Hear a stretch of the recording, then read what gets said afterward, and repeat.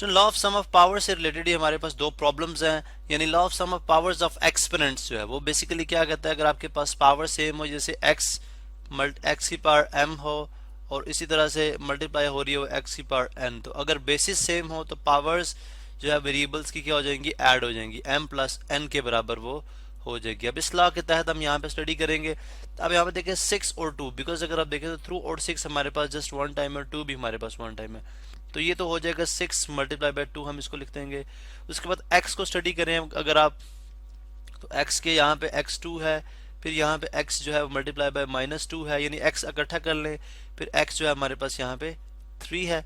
उसके बाद हम देखेंगे y को देखते हैं, तो y एक 3 है, फिर y हमारे पास यहाँ पे देखें y3, फिर y4 मल्टीप्लाई बाय y4 और उसके बाद y -7 यहाँ पे आ गया। और उसके बाद z पे आ जाएं, z अगर आप देखें तो z 1 है, और इसी तरह से z फिर हमारे पास 4 भी है, और z हमारे पास अगेन यहाँ पे z हमारे पास फिर जो है वो 1 भी है। अब हम देखेंगे इसका क्या आंसर आएगा, इसको सॉल्व करते हैं।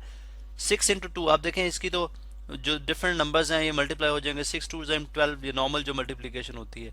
अब मल्टीप्लाई बाय x की पावर, यहाँ पे देखें एग्जैक्टली वही है, यानी 2 -2 3 जो है वो mn का रोल भी यहाँ पे प्ले कर रहे हैं, तो यहाँ पे आ जाएगा जी x की पावर, बेसिस सेम हो तो पावर्स आपस में ऐड हो जाती है मल्टीप्लिकेशन ऑफ वेरिएबल्स के तहत, तो 2 प्लस -2 प्लस 3।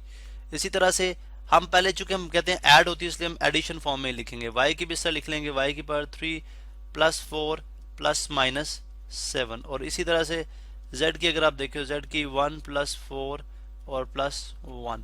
अब यहाँ पे अगर आप देखें तो नेक्स्ट स्टेप हम करेंगे 12 इंटू एक्स की पावर, अगर आप देखते हैं 2 प्लस इंटू माइनस कितना होता है माइनस, अब जानते हैं, तो आ जाएगा 2 - 2 प्लस 3। इसी तरह से आ जाएगा into Y multiply by y, अगर आप देखें तो 3 plus 4 plus into minus again minus -7। इस तरह z को देखते हैं तो z आ जाएगा 1 प्लस 4 5 प्लस 1 6, बिकॉज सारे पॉजिटिव हैं तो हम इनको डायरेक्टली लिख देते हैं, z की पावर 6 है। अब यहाँ पे ये इक्वल आ जाएगा 12, यानी नेक्स्ट स्टेप जो होगा इज इक्वल टू 12।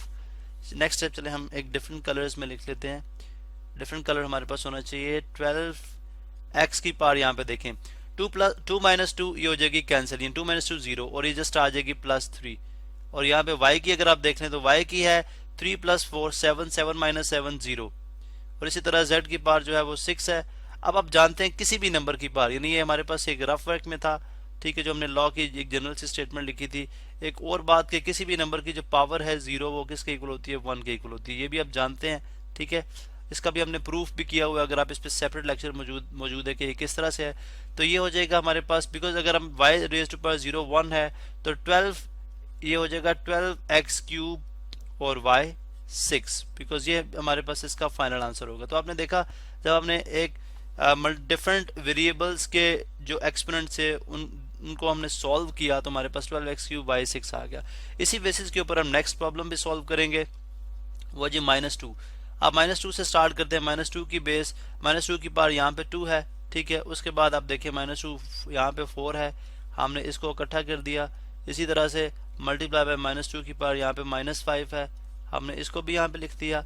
अब ये -2 का हमारे पास यही जो है वो टर्म्स थी, यही हमारे पास जो है वो नंबर्स थे। इसी तरह से आप मल्टीप्लाई बाय -3 पे आ जाए, -3 का क्यूब, ठीक है, फिर यहाँ पे भी -3 का क्यूब है, मल्टीप्लाई बाय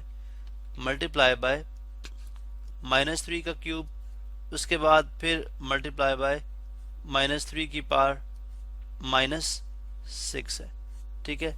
अब what will be the next step, उसके अंदर देखें तो बेसिस आप जानते हैं, जो हमारे पास law of sum of powers of exponents है उसके मुताबिक बेसिस सेम हो तो पावर्स ऐड हो जाती हैं। आ जाएगा -2 की पावर 2 प्लस 4, और हमारे पास सॉरी यहाँ पे -5 था, यहाँ पे इसको -5 करेंगे और ये -5। इसी तरह से मल्टीप्लाई बाय -3 का देख लें, -3 की पावर 3 प्लस 3 और -6, तो ये हो जाएगा जी -2 की पावर 2 प्लस 4 6 -5 आ गया, ठीक है। और इसी तरह से मल्टीप्लाई बाय -3 की पावर आ जाएगी 3 प्लस 3 6 -6। अब यहाँ पे देखें, यहाँ पे एक्चुअली हमें जब हम कह रहे हैं कि पावर्स ऐड हो जाती हैं तो 4 प्लस इंटू माइनस 5 लिखना था, लेकिन चूंकि हमने यहाँ पे करके दिखा दिया आपको, अब आप plus into minus again minus हो जाएगा, इसलिए मैंने डायरेक्ट माइनस लिख दिया। ये हमारे पास आंसर इसका क्या आएगा, इसको देख लेते हैं जी।